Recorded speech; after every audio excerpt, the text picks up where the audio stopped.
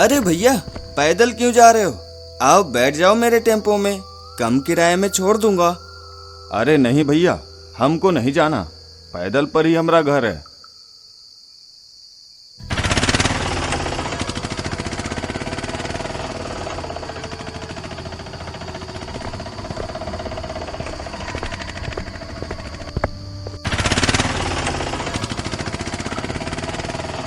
ये सवारी भी हाथ से गई। लगता है आज कोई सवारी नहीं मिलने वाली। काला पानी गांव के वीरान रास्ते पर बदली का पुराना टेम्पो धुआं छोड़ते हुए जा रहा था।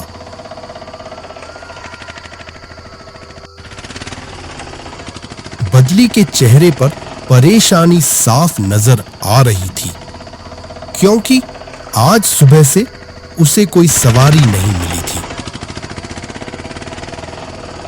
ये भगवान, मुझे जल्दी से कोई सवारी मिल जाए ताकि मैं अपने बेटे के लिए दवाई खरीद सकूं।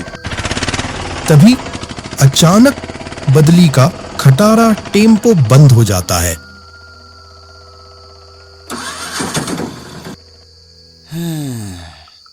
लगता है इस टेम्पो को आज फिर दौरा पड़ा है। मेरी किस्मत की तरह ये टेम्पो भी हर समय मुझे परेशान करता है। शाम के साए गहरे होते जा रहे थे। धीरे धीरे काला पानी में रात उतर आई थी। बदली अपने खटारा टेम्पो का टायर बदल रहा था। बदली टायर बदलते हुए बड़बड़ा रहा था। तभी वहां रामू चला आया। अरे बदली, ये तू जमीन पर बैठकर क्या कर रहा है? क्या बताऊं, आज फिर इस डुगडुगी ने अपनी औकात बता दी है। इसी की मरम्मत कर रहा हूं। सुबह से एक भी सवारी नहीं मिली है। ढोलू की दवाइयां भी खत्म हो गई है। मैं बहुत परेशान हूं, समझ नहीं आ रहा क्या करूं। रामू के चेहरे पर अजीब सी मुस्कान आ गई। वह बदली से कहने लगा, अरे बदली, इसमें परेशान होने की क्या बात है। तू ऐसा कर, आज रात जंगल के उस कच्चे रास्ते से चला जा। वहां से तुझे एक दो सवारी जरूर मिल जाएगी। शहर तक जाते जाते तुझे अच्छे खासे पैसे मिल जाएंगे। रामू की बात सुनकर बदली परेशान हो जाता है, क्योंकि वो जानता था कि रात के इस समय जंगल वाले कच्चे रास्ते पर कोई नहीं जाता था। जंगल के कच्चे रास्ते का डर काला पानी गांव के हर व्यक्ति के अंदर भरा हुआ था। बदली ने डरते डरते अपने टेम्पो को देखा, जो बहुत खटारा हो चुका था। ये तुम क्या कह रहे हो रामू? तुम तो जानते हो जंगल वाले कच्चे रास्ते पर रात के समय कोई नहीं जाता है। कहते हैं काले जंगल का अंधेरा और सन्नाटा इंसानों को निगल जाता है। अरे बदली, तू भी कैसी बच्चों वाली बातें करता है।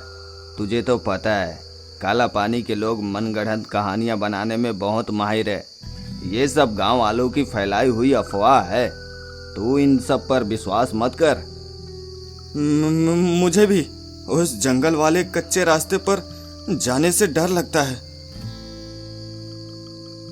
अरे बदले, डरते क्यों हो? पैसे चाहिए तो मेहनत तो करनी पड़ेगी। और वैसे भी ढोलू की दवाइयों के लिए आज तुझे अपनी जान पर खेलकर भी पैसे कमाने हैं। डरने से अच्छा है थोड़ी हिम्मत कर ले। अब जा, वरना और अंधेरा बढ़ जाएगा और देर हो जाएगी।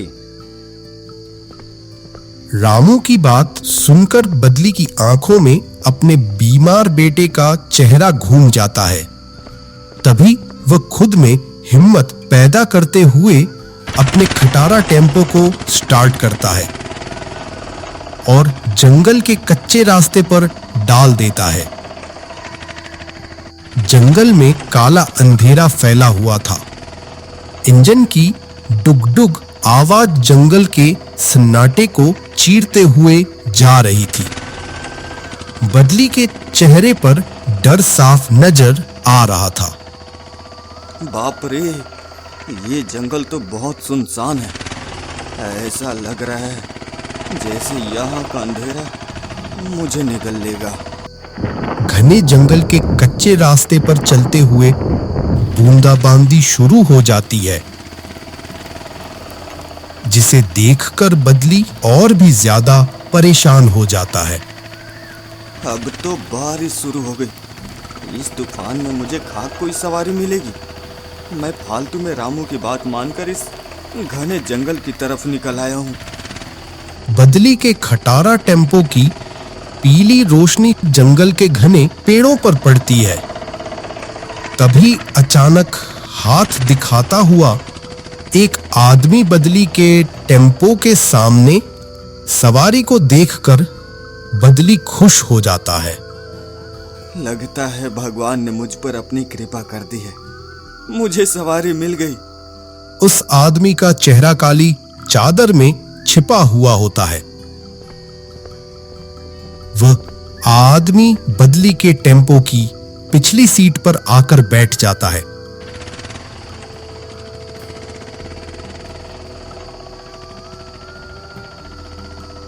उस आदमी के टेम्पो में बैठते ही बदली को अजीब सा एहसास होता है। एक ठंडक सी पूरे टेम्पो में उतर आती है और एक अजीब सा सन्नाटा चारों ओर फैल जाता है। बदली को घबराहट होने लगती है। ये कैसा अजीब सा एहसास है, और ये अचानक से ठंडी हवाएं क्यों चलने लगी, और मुझे ये घबराहट क्यों हो रही है? नहीं, ये शायद मेरा वहम है। हाँ भैया, कहाँ तक जाना है तुम्हें? बदली के पूछने पर भी वह आदमी कोई जवाब नहीं देता है। बदली बैक मिरर से पीछे देखता है। काली चादर में छुपा हुआ चेहरा होने के कारण बदली को उस आदमी का चेहरा ठीक से दिखाई नहीं देता है। तभी अचानक से बदली का टेम्पो बंद हो जाता है। हे भगवान, अब यह क्या मुसीबत आ पड़ी है? ऐसा लग रहा है जैसे टेम्पो के चक्के किसी ने पकड़ लिए हो। बदली दोबारा से टेम्पो शुरू करने की कोशिश करता है, मगर उसकी कोशिश नाकाम होती है। तभी बदली चिढ़कर अपने टेम्पो से उतरता है और टेम्पो के चक्के चेक करता है। पता नहीं अब इस डुगडुगी को क्या हो चुका है। न जाने मैं आज अपनी सवारी पहुंचा पाऊंगा या नहीं। अचानक सन्नाटे में तेज ठंडी हवाएं चलने लगती हैं। बदली पीछे मुड़कर देखता है, तभी उसे वही काली चादर में लिपटा हुआ आदमी दिखाई देता है। अरे भैया, तुम यहाँ क्या कर रहे हो? जाओ, जाकर गाड़ी में बैठो।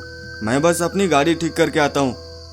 मैं यहाँ बैठने नहीं आया हूँ, मैं तुम्हें अपने साथ ले जाने आया हूँ। उस आदमी ने अपने चेहरे से चादर हटाई। जैसे ही बदली ने उसका चेहरा देखा, बदली बुरी तरह डर गया। उस आदमी का आधा चेहरा जला हुआ था और उसकी आंखें लाल हो रही थी। ये क्या हो रहा है? बचाओ, बचाओ! वह आदमी धीरे धीरे बदली की ओर बढ़ने लगा। उस आदमी का यह शैतानी रूप देखकर बदली बेहोश हो गया। जब बदली को होश आया तो सुबह हो चुकी थी।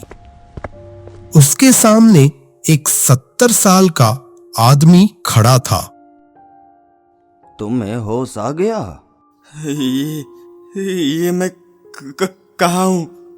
और वो कौन था?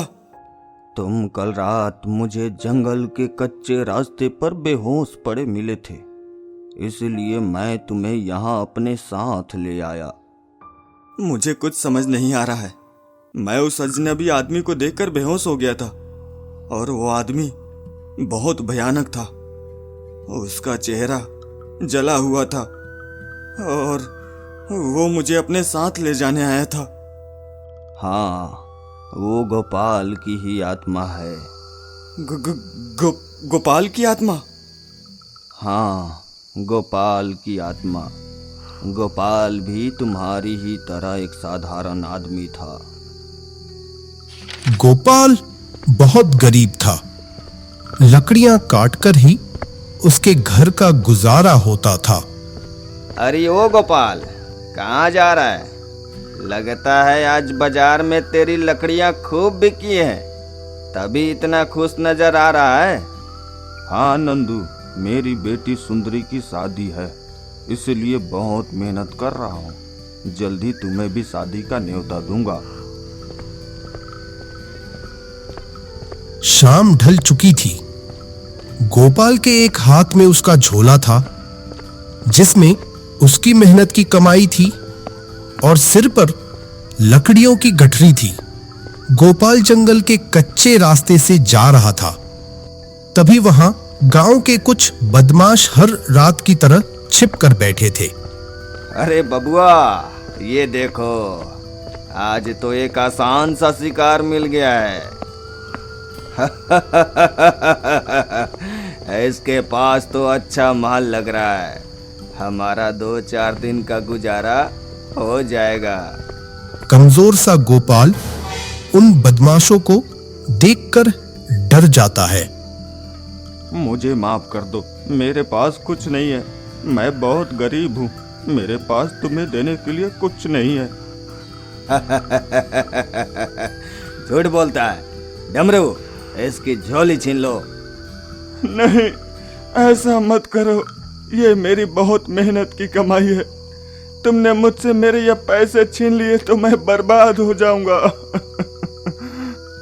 मुन्ना लाल और झुमरू ने गोपाल से उसकी झोली छीन ली और उसकी मेहनत से जमा की हुई लकड़ियां फेंक दी। सदमे में आकर गोपाल ने खुद को आग लगाकर आत्महत्या कर ली।